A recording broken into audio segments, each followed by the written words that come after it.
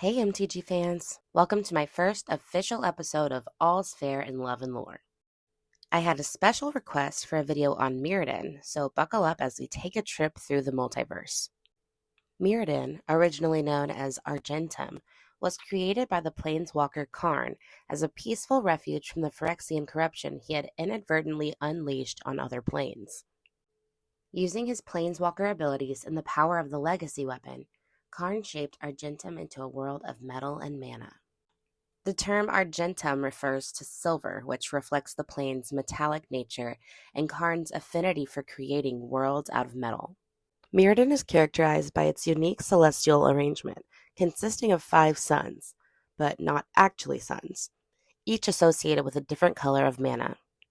The origin of this unusual phenomenon is not explicitly detailed within the lore of magic, but it's possible that Karn deliberately incorporated the concept of multiple suns into Mirrodin's design, perhaps as a meaning of ensuring abundant mana sources or to provide balance to the plane's ecosystem. Immediately after Karn created Argentum, the plane was devoid of life. It was a vast landscape covered in intricate machinery, metallic structures, and rich mana sources. The only living beings present on Argentum at this time were small metallic insects called blink moths that had the ability to blink or teleport short distances, hence their name. The absence of living beings changed when Memnarch, a being created by Karn to watch over Mirrodin, began to manipulate the plane. Memnarch, driven by loneliness and a desire for companionship, brought creatures from other planes to populate Mirrodin. As part of this corruption, Memnarch renamed the plane Mirrodin, possibly as a reflection of its own desires or as a symbol of its control over the plane.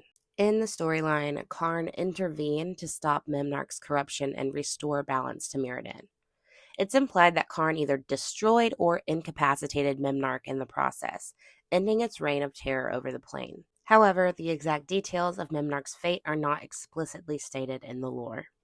Anyway, fast forward a bit, and the Phyrexians have, through one way or another, discovered Mirrodin and its metal-rich environment and abundant mana, seen as an incredibly valuable resource to be claimed for their own purposes. Because what else would the Phyrexians do? Elesh Norn, a Phyrexian praetor, played a central role in orchestrating the invasion of Mirrodin, commanding Phyrexian armies, corrupted creatures, and insidious agents as they infiltrated Mirrodin, spreading their devastation throughout the plane. Despite the Mirrodin resistance's efforts, the Phyrexians gradually gained ground, their insidious influence spreading like a plague, twisting the landscape, manipulating creatures, and subverting the plane's mana energies to serve their dark purposes. Ultimately, the Phyrexians succeeded in their invasion of Mirrodin, corrupting the plane completely and transforming it into New Phyrexia. Mirrodin's once pristine landscape became a nightmarish realm of twisted metal, dark machinery, and sinister forces under Phyrexian control. If you're a current Magic player, you know that the struggle for control of Mirrodin, or New Phyrexia, and the fate of its inhabitants remain a central focus of subsequent Magic the Gathering sets. But I won't get into that or we'd be here all day. If you made it this far, I appreciate you so much, and as always, thanks for hanging out with me.